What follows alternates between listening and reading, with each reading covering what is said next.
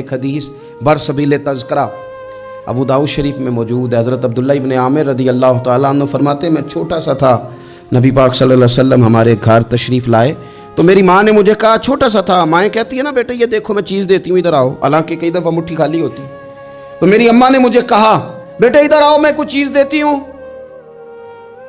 کہتے ہیں جب میری ماں نے یہ کہا تو حضور فرمانے لگے کچھ دینے لگی ہو؟ کہنے لگی ہاں یا رسول اللہ میرے پاس کھجوریں ہیں۔ چھوٹے بچے کے ساتھ ماں بات کر رہی ہے تو حضور فرمانے لگے اگر تمہارے ہاتھ میں کھجوریں ہیں تو پھر تو ٹھیک ہے، اور اگر نہ ہوتی تو تمہارے ذمے ایک جھوٹ لکھ دیا جاتا۔ یہ نہیں تم کہہ سکتے وہ تو بچہ ہی تھا، بچے سے کنایا توریہ بعض اوقات جائز رکھا ہے، کر دیتے ہیں، ہو جاتا ہے، یہاں تک تو ٹھیک ہے، لیکن اس کے ساتھ جھوٹ بول دینا کہ میں فلاں چیز میرے پاس ہے دینے لگا ہوں، یہ درست نہیں ہے۔ بھائی خدا را سچ کا مزاج اگر گھروں میں آئے نا، سچ کا مزاج، تو پھر بیٹے عبد القادر جیلانی غوث پاک جیسے بنا کرتے ہیں۔ اگر مزاج سچ والا آئے تو وہ طالب علم بن کے بھی کبھی جائیں تو کئی چوروں کی توبہ کرا کے مدرسے داخل ہوا کرتے ہیں۔ شرط یہ ہے کہ سچ کا مزاج اپنے گھر میں۔ دوسری بات یہ کہ حضرت فاطمہ الزہرا نے نا فطرتی زندگی جی کے ہمیں دکھائی۔ وہ گھر کے اندر جھاڑو دیتی تھیں، آٹا گوندتی تھیں، روٹیاں پکاتی تھیں، چکی پیستی تھیں، سنو میں کیا کہہ رہا ہوں، لیپا پوتی کرتی تھیں، بچوں کی سارے کام اپنے ہاتھوں سے کرتی تھی، شوہر کی خدمت کرتی تھی، اور پھر ساری رات مصلی پہ بھی بیٹھتی تھی۔ سارے کام سیدہ فاطمہ، حضرت اسماء بنت ابی بکر صدیق، حضرت صدیق اکبر کی بیٹی ہیں، امیر باپ کی بیٹی ہیں۔ لیکن حضرت زبیر بن عوام حضور کی پھوپھی کے بیٹے کے ساتھ نکاح ہوا تو کہتی ہیں ان کے گھر میں کوئی خادم نہیں تھا، میں سارے کام کرتی تھی، میں ان کے گھر کے کام بھی کرتی تھی، میں کنویں سے پانی بھر کے بھی لاتی تھی۔ حضرت یہ آپ کو بخاری میں حدیث ملے گی، حضرت اسماء بنت ابی بکر صدیق فرماتی ہیں کہ انہوں نے اونٹ رکھا ہوا تھا اور ملازم کوئی نہیں تھا، خادم اور غلام کوئی نہیں تھا، تو میں ان کے اونٹ کو چارہ بھی ڈالتی تھی، میں سارے کام کرتی تھی۔ بیٹی گھر کے کام کرنے سے بھی کبھی کمزور ہوتی ہے۔ آج کل وہ لبرل ہے نا، موم بتی مافیا، وہ پوچھتا ہے جی کہاں لکھا ہے بی بی گھر کے کام کرے، گھر کس کا ہے؟ ویسے تو وہ کہہ رہی ہے میں کسی کی مداخلت بھی پسند نہیں کرتی، میرے گھر میں آ کے نند بات نہ کرے، تب تو وہ کہہ رہی ہے کہ میرے گھر میں مداخلت بھی کوئی نہ کرے، اور جب کام کرنے کی باری آئی ہے تو کہتے ہیں کس حدیث میں لکھا ہے؟ بالکل نہیں کسی حدیث میں لکھا، اس میں کوئی شک نہیں، لیکن یہ ضرور لکھا ہے کہ مدینے والے کی صاحبزادی اپنے گھر کے کام کرتی تھی۔ یہ ضرور لکھا ہے کہ صدیق اکبر کی وہ صاحبزادی کہ جن کو نبی پاک صلی اللہ علیہ وسلم کی غار ثور میں روٹی پہنچانے کا شرف حاصل ہے، وہ گھر کے سارے کام کرتی تھی، اپنے خامند کے جانوروں کی بھی خدمت کرتی تھی، یہ ضرور لکھا ہے۔ یہ سیرت اپنائیں۔ پھر حضرت فاطمہ رضی اللہ تعالیٰ عنہ نے نا 3 سال قید بھی کاٹی ہے شیب ابی طالب میں حضور کے ساتھ، پتے کھا کے بھی گزارا کیا ہے۔ احد میں جنگ عروج پہ تھی تو حضور ساتھ لے کے گئے تھے حضرت فاطمہ کو، سیدہ مشکیزے میں پانی بھر بھر کے زخمیوں کو پلاتی تھی، دعائیں دیتی تھی۔ بڑا عجیب منظر ہوا۔ مولا مرتضیٰ شیر خدا کرم اللہ تعالی وجہہ الکریم ارشاد فرماتے ہیں کہ عجیب ہم نے منظر دیکھا کہ حضور کا وجود لہو لہان ہو گیا، تو میں نے دیکھا کہ سیدہ فاطمہ دوڑتی آ رہی، مجھے لگا کہ یہ کمزور ہوں گی، لیکن حضرت فاطمہ نے کیا کیا، میں پانی بہاتا تھا اور سیدہ حضور کے زخم دھوتی تھی۔ پھر اس دور میں طریقہ تھا کہ کوئی کپڑا گرم کر کے زخم کے اندر جلا کے دیا جاتا تھا۔ کہتے ہیں یہ بڑا مشکل کام تھا، پر میں نے سیدہ فاطمہ کا حوصلہ دیکھا، وہ جو حضور نے انہیں دیا تھا، جو نبی پاک نے تربیت کی تھی، انہوں نے خود کپڑا جلایا، اور حضور کے زخم میں جب وہ دے رہی تھیں تو حضور تھوڑی تکلیف محسوس کرنے لگے تو ان کی آنکھوں میں آنسو آئے۔ انہوں نے وہ ساری آزمائشیں، وہ سارے رنگ، وہ سارا کچھ حضور کے ساتھ دیکھا، غربتیں بھی حضور کے ساتھ کاٹیں۔ میں کیسے کہوں کہ آج کل ہمارا لاڈ صرف اتنا ہے کہ جی جو بچے مانگتے ہیں میں لا کے دیتا ہوں۔ یہ کوئی کمال ہے؟ یہ کوئی کمال ہے؟ یہ تو آپ نے الجھا دیا انہیں، آپ نے ان کو بگاڑنے میں اور محنت سے انہیں دور کرنے کے لیے آپ نے ظلم کیا ان کے ساتھ۔ جو مانگتے ہیں لا کے، یہ کوئی کام ہے کرنے والا کام تو یہ تھا کہ بچوں کو کچھ نہ ملے تو انہیں صبر کرنا بھی آئے، انہیں کچھ نہ ملے تو انہیں اپنی زبان شکوے سے روکنی بھی آئے۔ حوصلہ اگر آپ دیکھیں نا، حضور فرماتے ہیں کسی باپ کا اپنی اولاد کے لیے سب سے اچھا تحفہ پتہ کیا ہے؟ یا رسول اللہ کیا ہے؟ فرمایا جس نے اپنی اولاد کو سب سے اچھا ادب سکھا دیا اس نے سب سے اچھا تحفہ دے دیا ہے۔ ان کو آداب زندگی سے آگاہ کریں، اچھا تحفہ ہو گیا ان کے لیے۔ آپ سمجھتے ہیں دولت کے انبار ان کے پیروں میں لگا دیے جائیں تو پھر ماحول آسانی والا ہوگا، پھر تو لڑائی اور بڑھ جائے گی، پھر تو شدت پسندی اور بڑھے گی، پھر تو کاہلی، سستی، نکماپن اور زیادہ آئے گا۔ رسول کائنات صلی اللہ تعالیٰ علیہ وسلم نے صبر کرنا سکھایا۔ کئی دنوں کی بھوک تھی نبی پاک صلی اللہ علیہ وسلم کی، 3 دن بیت گئے تھے۔ تو حضور صلی اللہ علیہ وسلم کے ساتھ کچھ صحابہ بھی تھے۔ حضور حضرت ابو ایوب انصاری کے ہاں گئے، پہلے میزبان نبی پاک۔ انہوں نے دیکھا کہ چہرہ نور پہ نکاحت ہے، تو جلدی سے ایک بکری ذبح کی۔ بکری پکنے لگی تو انہوں نے کھجور اور کچھ انہوں نے اتار کے انگور وغیرہ پلیٹ میں رکھ کے حضور کی بارگاہ میں پیش کیے۔ یا رسول اللہ شوق فرمائیے جب تک کھانا پکتا ہے۔ حضور ہلکے ہلکے ایک لقمہ اٹھا لیتے، کبھی کبھی ایک لقمہ اٹھا لیتے۔ حضور کھانے لگے، اتنی دیر میں کھانا پک کے آ گیا۔ بڑے شوق سے، رغبت سے نہیں حضور نے کھجوریں کھائیں، شوق کے ساتھ نہیں نبی پاک صلی اللہ علیہ وسلم نے انگور کھائے۔ کبھی کبھی جیسے کوئی ایک ٹکڑا بندہ اٹھا کے کھاتا ہے، اس طرح نبی پاک صلی اللہ علیہ وسلم کھا رہے ہیں۔ کھانا پک کے آیا تو حضور نے ایک روٹی اٹھائی اور 2-3 بوٹیاں اٹھائیں اور رکھیں، پھر ان کو لپیٹا اور آنکھوں میں آنسو آئے۔ ایک صحابی کو تھما کے کہا یہ لے جاؤ اور فاطمہ کو دے آؤ۔ میں نے 3 دن سے کچھ نہیں کھایا اور فاطمہ نے 6 دنوں سے کچھ نہیں کھایا۔ 6 دن ہو گئے، انہوں نے اپنے گھر میں صبر سے وقت گزارا ہے، کچھ نہیں کھایا، لے جاؤ کھانا۔ حضور صلی اللہ علیہ وسلم نے ان کو صبر سکھایا، حوصلہ سکھایا، ان کو ذوق سکھایا۔ اور پھر آپ نے سوسائٹی کے اندر کوئی کام کرنا ہے، کوئی انقلاب برپا کرنا ہے، کچھ آگے بڑھنا ہے، معاشرے کو، ملت کو، قوم کو، آپ نے قبیلے کو کچھ دینا ہے، تو اس کے لیے اگر آپ کے گھر والے آپ کا ساتھ دینا تو پھر کام کرنا آسان ہو جاتا ہے۔ لیکن اگر مشکلات گھر سے پڑنی شروع ہو جائیں، گھر والے حوصلہ شکنی کرنے لگے، گھر والے اگر کمزوری دکھانے لگیں، تو پھر بہت سارے کام جو بندہ کرنے کی صلاحیت رکھتا ہے وہ بھی نہیں کر پاتا۔ اگر گھر سے حوصلہ ملے، گھر والے مشن کے ساتھ ہو جائے، تو پھر تو یوں سمجھ لیں کہ انسان مضبوط ہو گیا، وہ اتنا طاقتور ہو گیا کہ بہت سارے طوفانوں کا خود بخود مقابلہ کر لے گا۔ حضور صلی اللہ تعالیٰ علیہ وسلم چونکہ بڑا کام کرتے تھے، بڑی ڈیوٹی فرماتے تھے، تو طریقہ مبارکہ یہ تھا کہ سفر کے لیے تشریف لے جاتے یا جہاد کے لیے جاتے تو سب سے آخر میں حضرت فاطمہ کے گھر جاتے، ان سے ملاقات کر کے سفر پہ تشریف لے جاتے، اور جب واپس تشریف لاتے تو سب سے پہلے سیدہ فاطمہ کے گھر، سب سے پہلے یہاں آتے، ملاقات کرتے، پھر تشریف لے جاتے۔ ایک دفعہ حضور کئی دنوں کے بعد تشریف لائے، سفر کے آثار بھی تھے،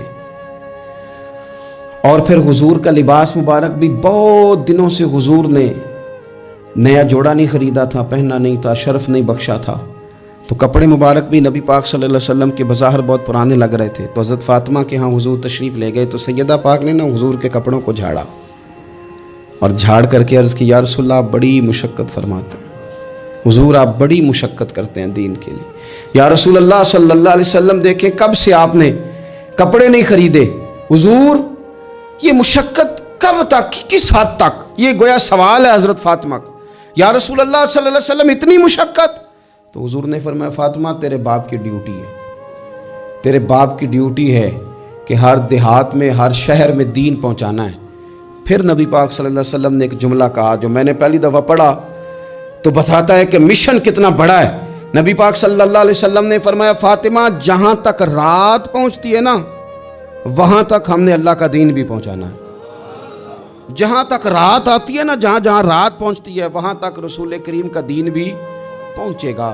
حضور صلی اللہ تعالیٰ علیہ وسلم نے یہ انداز حضرت فاطمہ کو سکھایا کہ جہاں جہاں رات پہنچتی وہاں وہاں دین بھی پہنچے گا، وہاں وہاں یہ دین پہنچ کر کے رہے گا۔ اب آپ اندازہ فرمائیے اتنا بڑا مشن تھا، اور اس میں سیدہ فاطمہ الزہرا رضی اللہ تعالیٰ عنہ ساتھ حضور کے وقت گزارتی ہیں، ساتھ رہتی ہیں۔ بہت زیادہ آسودگی والی زندگی نہیں، لیکن اس کے باوجود بہت زیادہ پردے کا اہتمام۔ با پردہ عورت کون ہوتی ہے؟ جو برقع پہنے اور سارا گھوم کے واپس آ جائے۔ برقع اس نے پہنا، نقاب اس نے کر لیا، اب جہاں دل کرے جائے، نہیں۔ یہ بھی با پردہ ہے، اس پر بھی کوئی الزام نہیں، لیکن جو اصل با پردہ عورت ہے وہ کون ہے؟ جو گھر سے صرف ضرورت کے لیے نکلے، صرف مجبوری کے لیے گھر سے باہر جائے، ورنہ اپنے گھر سے، وہ عورت با پردہ ہے۔ ایک دن نبی پاک صلی اللہ تعالیٰ علیہ وسلم نے صحابہ سے پوچھا نا، بتاؤ مجھے دنیا میں سب سے بہترین عورت کون ہوتی ہے؟ لوگوں کا اپنا اپنا رویہ ہوتا ہے، کچھ کا خیال تھا کہ جو قرآن پاک کی حافظہ ہو، کچھ کا خیال تھا عالمہ فاضلہ ہو، کچھ کا خیال تھا کہ بچوں کی تربیت ٹھیک کرنے والی ہو، دین جس نے بچوں کو سکھایا وہ بہتر ہے۔ سب اپنے اپنے انداز میں بات کرتے ہیں، لیکن حضور نے فرمایا تم نے میری مراد کو پہنچے۔ حضرت مولا علی شیر خدا فرماتے ہیں میں پیچھے بیٹھا تھا، ذرا میں نے گردن جھکائی اور چھپ کے، نہ ویسے بھی قد مبارک بظاہر تھوڑا چھوٹا تھا حضرت علی کا، کہتے ہیں میں نکل گیا، حضرت فاطمہ کا حجرہ ساتھ ہی تھا، جا کے میں نے کہا فاطمہ حضور نے سوال پوچھا ہے، اب میں کس طرح یہ بات کروں کہ مولا علی شیر خدا کا علم۔ حضور نے فرمایا کہ میں علم کا شہر ہوں تو علی دروازے ہیں، تو اگر حضرت علی بھی کسی سے مسئلہ پوچھنے جائیں تو پھر بتاؤ نا کہ سیدہ فاطمہ کا علم کتنا شاندار ہوگا، ان کے علم کا کیا مرتبہ اور مقام ہے کہ حضرت فاطمہ سے پوچھا جا کے، کہا فاطمہ آج نہ حضور نے سوال پوچھا ہے تو سب صحابہ محو حیرت ہیں۔ حضور نے پوچھا بہترین عورت کون ہوتی ہے، تو کسی نے کچھ بتایا، کسی نے کچھ بتایا، بات بن نہیں رہی، آپ ذرا جلدی سے بتائیں۔ تو حضرت فاطمہ کہنے لگی علی بہترین عورت پتہ کون ہوتی ہے؟ یہ آپ نے غور کرنا لفظوں پہ، کہا بہترین عورت وہ ہوتی ہے جسے نہ کبھی غیر مرد نے دیکھا ہو اور نہ کبھی اس نے غیر مرد دیکھا ہو، وہ سب سے بہترین عورت ہے۔ آپ میری بات پہ غور کریں، بس یہ حد ہے، یہ سیدہ فاطمہ کا پیغام ہے، یہ آج کے جمعے کا میسیج ہے۔ فرمایا نہ اس نے غیر مرد دیکھا ہو اور نہ غیر مرد نے اسے دیکھا، بہترین عورت ہے۔ حضرت سیدنا علی المرتضیٰ کہتے ہیں میں چپکے سے آ کے پھر صفوں میں بیٹھ گیا، بات ابھی جاری تھی، صحابہ بات کر رہے تھے، میں نے ہاتھ کھڑا کیا، میں نے کہا حضور بتاؤں؟ فرمایا بتاؤ۔ میں نے کہا یا رسول اللہ بہترین عورت وہ ہوتی ہے نہ اس نے غیر مرد دیکھا ہو اور نہ غیر مرد نے کبھی اسے دیکھا ہو۔ حضور نے میری بات سنی تو مسکرا کے فرمایا فاطمہ میرے جگر کا ٹکڑا ہے۔ کہا فاطمہ میرے جگر کا ٹکڑا ہے۔ تو حضرت علی المرتضیٰ کہتے ہیں صحابہ ایک دوسرے کا منہ دیکھ رہے تھے کہ بتایا تو علی نے، تعریف حضرت فاطمہ کی انہیں نہیں سمجھ آ رہی تھی، میرے دوستوں کو تو مجھے تو آ رہی تھی نا، مجھے تو سمجھ آ رہی تھی نا کہ حضور کیا فرما رہے۔ تو سیدہ فاطمہ الزہرا وقت وصال آ گیا، 6 ماہ حضور کے بعد گزارے پر آنکھوں سے آنسو خشک نہیں ہوئے، اور عجیب سیرت نگاروں نے باتیں لکھی ہیں، حضور کی اونٹنی بھی آ کے نا حضور کے بعد حضرت فاطمہ کے دروازے پہ بیٹھی رہتی تھی، حضور کی اونٹنی بھی، وہ جو حضور کے جانور تھے نا وہ بھی سیدہ فاطمہ کے دروازے پہ آ کے بیٹھے رہتے۔ 6 ماہ یوں ہی گزرے، پھر ایک دن حضرت مولا علی شیر خدا کو بلا کے کہا کہ علی بس ایک بات کا خیال رکھنا، جنازہ میرا رات کو اٹھانا، رات کو پردوں میں چھپ کے وقت بتایا ہے، تو اب بھی چاہتی ہوں کہ میرے جنازے کو میری چارپائی کو بھی غیر محرم نہ دیکھیں۔ اور پھر فرمایا کہ حضرت اسماء کو بلا کے کہا کہ میرا جنازہ رات کو اٹھایا جائے اور پردے کا خاص اہتمام کیا جائے۔ تو انہوں نے کہا میں نے حبشہ میں ایک طریقہ دیکھا ہے کہ عورتوں کو جنازے کو اوپر سے کئی چادروں کے ساتھ ڈھانپ دیا جاتا ہے، فرمایا بس وہی میرے ساتھ بھی کرنا۔ رات کو ہی جنازہ اٹھا، تو شاید مدینے میں آج کوئی آنکھ ایسی نہیں تھی جو خشک رہی ہو۔ حضرت عمر جیسے لوگ بھی روئے، حضرت ابوبکر صدیق جیسے لوگوں کی آنکھیں بھر آئیں، سیدنا عثمان غنی رضی اللہ تعالیٰ عنہ بھی ایک کونے میں بیٹھے تھے۔ کئی منٹوں تک سیدہ عائشہ صدیقہ رضی اللہ تعالیٰ عنہ بولی نہیں۔ لوگوں نے کہا ہوا کیا؟ فرمانے لگی آج حضور کی تصویر کی رخصتی کی باری آئی ہے، آج تصویر حضور کی جا رہی ہے۔ رات کو جنازہ سیدہ فاطمہ نے وصیت کی، جاتے ہوئے بھی غیر محرم کی نظر نہ پڑے۔ امام سیوطی نے حدیث لکھی ہے، میرے نبی پاک نے فرمایا دن ہوگا قیامت کا، اللہ فرشتوں سے فرمائیں گے نظریں جھکا لو۔ اہل محشر سے کہا جائے گا ذرا اپنی نظریں جھکا۔ یہ اہل محشر کون ہوں گے؟ ولی، غوث، کتب، صلحاء، اتقیاء، علماء۔ اپنی گردنیں جھکاؤ، نظریں جھکاؤ، کیا ہونے لگا ہے؟ کہا محمد کی بیٹی فاطمہ کی سواری گزرنے لگی ہے۔ یہ موقع حیا کا ہے، سیدہ فاطمہ کی سواری گزرنے لگی ہے۔ یہاں چونکہ انہوں نے پردوں میں وقت گزارا ہے تو صبح قیامت بھی پردوں کے اندر وہ جائیں گی۔ میرے اعلیٰ حضرت فرماتے ہیں سیدہ زاہدہ طیبہ طاہرہ، اور فرماتے ہیں جان احمد کی راحت پہ لاکھوں سلام۔ جان احمد کی راحت پہ، حضور کی جان کی راحت ہیں سیدہ فاطمہ، جان احمد کی راحت۔ اور پھر فرماتے ہیں آب تطہیر سے جس میں پودے جمے، اس ریاض نجابت پہ لاکھوں سلام۔